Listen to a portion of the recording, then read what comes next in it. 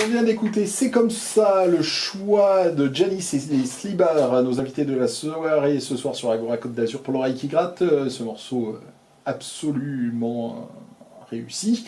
C'est un hit absolu d'Erita Mitsuko. Alors pourquoi ce choix? Tu en meurs d'envie d'en parler, Janis, j'ai l'impression. Oui, parce que j'adore Catherine Ringer, je m'identifie à Catherine Ringer. Et lors d'un concert à Antibes, il y a 2 ans, je crois juste avant le confinement, j'étais devant, je trépignais, elle m'a vu, elle m'a tendu le micro et j'ai chanté C'est comme ça avec elle, en live. Oh, et bon, oui, et oui. Bon, il doit bien exister des vidéos d'un morceau. C'est ça. Mais malheureusement, on n'a pas. C'était en TA, ça? Oui, eh oui, non, en TA, on ne peut pas filmer. Et voilà. En TA, on ne peut pas filmer, on ne peut pas prendre de photos, donc ça restera... Attends, je l'avais pas loin, je l'ai sorti, mais c'était trop tard. Alors, en TA, on n'a pas le droit. En TA, la salle de concert d'Antibes qui est ultra confortable et qui a une programmation complètement dingue. Vraiment, ils travaillent vraiment, vraiment très bien, toute l'équipe. Vraiment des très beaux concerts.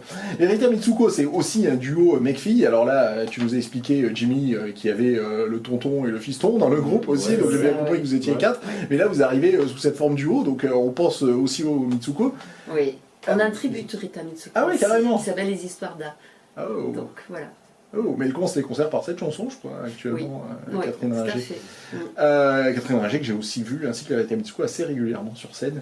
C'est vrai que si on s'amuse à citer des groupes de rock français, on se rend compte que les Erita Mitsuko sont très vite cités dans les 5 à 10 premiers à chaque fois. Complètement. À chaque fois.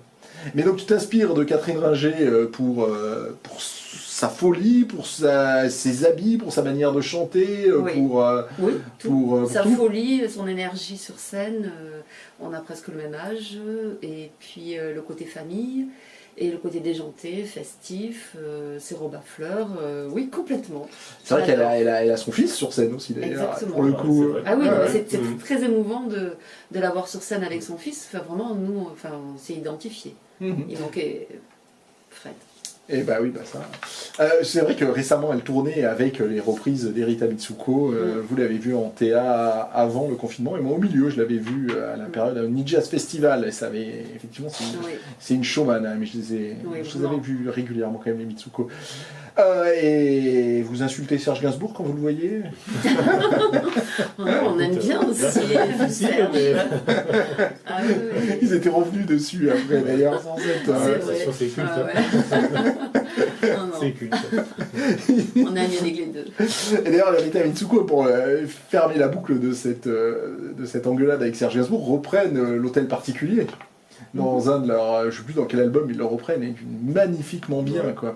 Donc voilà, je pense que Catherine Ringer n'en veut pas à Serge Gainsbourg d'être pas courtois, parce qu'il n'était pas très sympathique quand même sur ce coup-là, soyons. Ah, peut-être que, je sais pas, il avait un petit coup dans le nez, non? Enfin, je sais pas s'il buvait ce mec-là. Je sais pas, dans les années 80, je pense qu'il a dû boire un ou deux pastilles. Non, c'était du cinéma en fait. Bonsoir à vous. Nous sommes jeudi 20 octobre 2022 et je voudrais réagir par rapport à quelque chose. Je suis tombée par hasard, peut-être en tapant quelque chose en attrait par rapport à Fred Chichin, et il y a une vidéo interview Janis et les Sly Bar à propos d'Erita Mitsuko. Alors moi je voudrais réagir par rapport à certaines choses que j'ai entendues de la part de cette femme brune qui a un ruban sur la tête rouge. Je pense qu'elle ne sait pas de qui elle parle, parce que Catherine Ringer, c'est une femme extrêmement malhonnête. Et elle n'est pas multi-instrumentiste, pour information. Et son fils Raoul se fait doubler à la guitare. Il ne sait pas jouer les titres des Mitsuko. Il n'a pas l'ingéniosité et la modestie, et ni la classe de son père. Ça se saurait depuis le temps. Là, je ne sais pas s'il a 30 piges, mais c'est terminé artistiquement, c'est foutu, quoi. Il y a longtemps qu'il aurait dû faire ses preuves bien avant, je pense. Ensuite, elle a dépouillé la famille Chichin. Et Catherine Ringer, elle a des plaintes contre elle. Faudrait peut-être arrêter d'idolâtrer une femme qui est connue dans la chanson française, mais qui est malhonnête. Parce que la voix, Frédéric la lui faisait travailler. C'est vrai qu'elle chante moins bien en l'absence de Fred. Ça, je l'ai remarqué. Elle est très malhonnête et il ne faut pas tomber dans le panneau. Donc c'est vrai qu'il faut faire la différence entre la chanteuse sur scène, ça je ne peux pas lui enlever les qualités artistiques qu'elle a sur scène, ni sa très belle voix, je ne la contesterai pas, mais le comportement est ignoble. Et si monsieur Serge Gainsbourg l'a remise en place, c'est pas pour rien. Elle était dégueulasse bien au-delà de ses filles mix. C'est pas pour rien qu'il lui a dit ça, il avait rien, il n'avait pas un coup dans le nez. Il ne l'aimait pas. Il n'aime pas la vulgarité à la base. Après, c'est vrai que quand il fut Gainsbourg et qu'il n'était plus avec Jane, dans la vie, juste artistiquement, qui se voyait, c'est vrai que Serge Gainsbourg, bon, ben, il a plongé dans la provoque, il est un peu tombé par moments, hein, oui, effectivement, dans la vulgarité. Mais à la base, il n'aime pas les femmes vulgaires. C'est pour ça qu'elle n'a jamais eu son album qu'elle attendait. Elle voulait absolument que Serge lui écrive un album, ça s'est jamais fait. Vous avez enfin la réponse après toutes ces années. Donc Serge Gainsbourg, faut bien le défendre parce qu'il n'y a personne qui va le faire. Faut arrêter de le faire passer pour un ivrogne qui savait pas ce qu'il disait à Catherine Ringer. Et d'ailleurs, Fabrice Chichin, le dernier frère de Fred Chichin et le plus jeune frère, c'est le tout dernier, il a déjà rencontré monsieur Serge Gainsbourg. Chez lui, à la rue de Verneuil. Il a été reçu. Non, Serge n'avait pas d'atome crochu avec Catherine Ringer. C'est pas une femme qui l'intéressait, à vrai dire. Donc il faut arrêter de faire dire des conneries sur le compte de monsieur Serge Gainsbourg. Parce que c'est facile de salir l'image d'un mort. On dit pas n'importe quoi. Faut respecter les gens. S'il l'aimait pas, c'est qu'il avait de bonnes raisons. Et si elle est détestable pour lui, si elle fut détestable pour lui, c'est qu'elle avait des mauvaises façons d'être dans la vie. Dans le showbiz, elle n'a pas que des amis. Les Rita Mitsuko sont super mal vues. Il y a des photographes qui veulent même pas en entendre parler des Rita Mitsuko. Parce que Catherine Ringer, c'est une femme qui cherche la bagarre. C'est pas quelqu'un de bien. Et elle a dépouillé la famille Chichin. Elle a volé des affaires à Jean-Louis Chichin, le père de Fred Chichin, à Fred, à Hugues Chichin et à Fabrice Chichin. Et à la mère de Fred Chichin, Madeleine Chichin. Et c'est moi, après Serge Gainsbourg sans prétention, qui ai eu le privilège de la secouer. Afin qu'en 2018, elle paye une dignité, c'est-à-dire une tombe, pour la mère de Fred Chichin, qui était dans la terre sans tombe ni nom. Il y avait juste le cercueil, mais il n'y avait pas de dignité.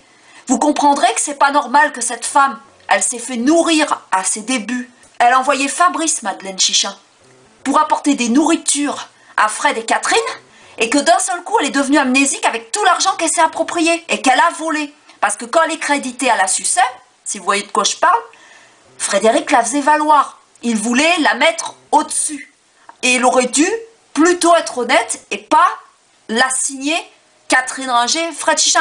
Parce que même si dans les paroles, elle a trouvé plein de trucs, lui aussi, il a trouvé des trucs et il n'en a pas profité sur ça.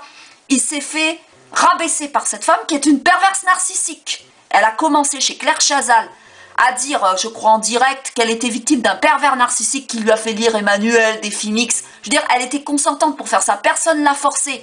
Elle était vicieuse à la base, et elle l'est toujours, elle est dérangée cette femme. Et puis elle fait des choses pas saines. Elle est dans une secte où ils font des rituels et ils font des sacrifices sur les enfants. Faut quand même le savoir, c'est pas très net tout ça. Je n'ai pas envie de faire de la pub parce que tout le monde en parle en ce moment. Il y a une personne très connue qui a fait de la prison, qui sait très bien comment sont ces gens-là. Je pourrais vous dire son nom, Monsieur Gérard Fauré. Les francs-maçons, il sait comment ils agissent.